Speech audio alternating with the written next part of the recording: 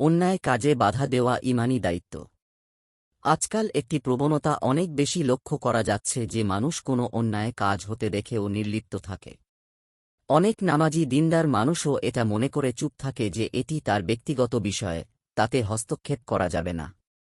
দিনদার মানুষরাও আজ এতই লিবারেল সেজে বসেছে যে অন্যায় কাজে বাধা দেওয়াকে স্বাধীনতায় হস্তক্ষেপ মনে করে বিরত থাকছে।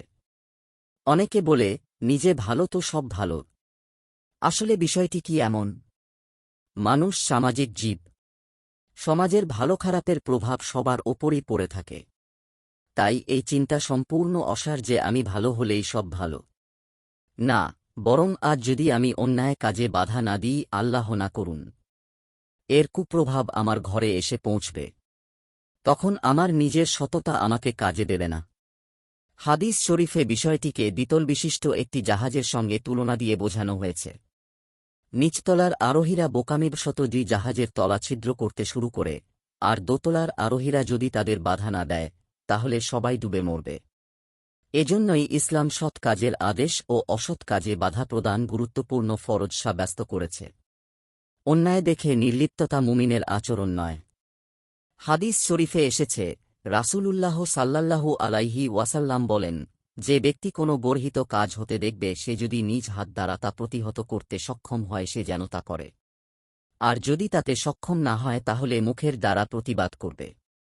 আর যদি প্রতিকূল পরিবেশে তাতেও সক্ষম না হয় তাহলে অন্তরে ঘৃণা করবে। আর এটি হল ঈমানের সর্বনিম্ন স্তর। মুসলিম হাদিস ৪৯। কোনো ব্যাখ্যাকার বলেন, অন্তরে শুধু ঘৃণাই যথেষ্ট নয়, বরং মনে মনে এ বিষয়ে অস্থিরতা থাকতে হবে এবং অন্যায় কাজটি রুখে দেওয়ার সুপরিকল্পনা নিয়ে ভাবতে হবে।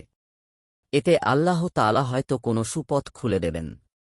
হাদিস শরীফের বর্ণনায় আগের যুগে একটি জনপদকে আল্লাহ তাআলা ধ্বংস করার জন্য ফেরেশতাদের নির্দেশ দিলে ফেরেশতারা বললেন, সেখানে একজন নেককার লোক আছে।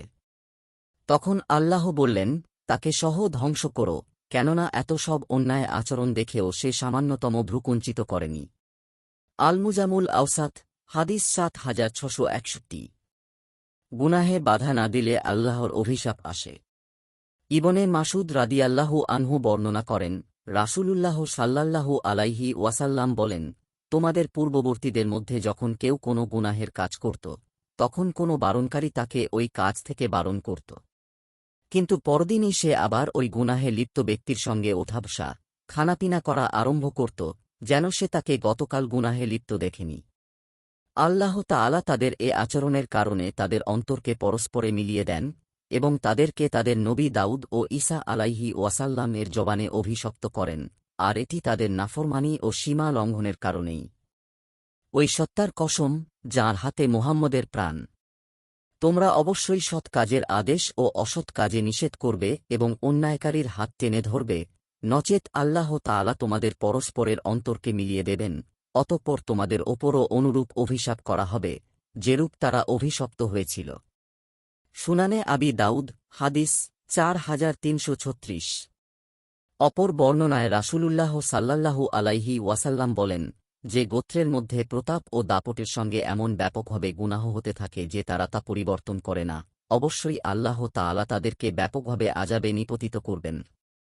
সুনানে আবি দাউদ হাদিস ৪৩৩৩। অন্যায় কাজে প্রশ্রয় দিলে দোয়া কবুল হয় না।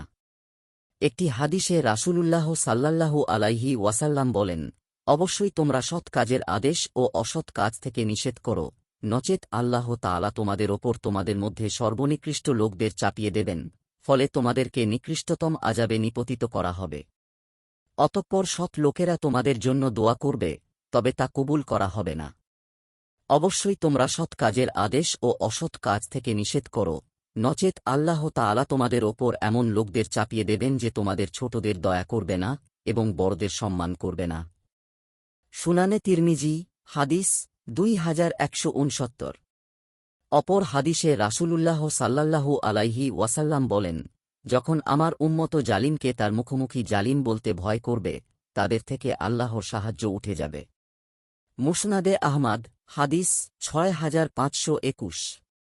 সারকথা, কোনো মুমিন অন্যায় দেখে নির্লিপ্ত থাকতে পারে না, বরং সাধ্য অনুসারে বাধা দিতে হবে।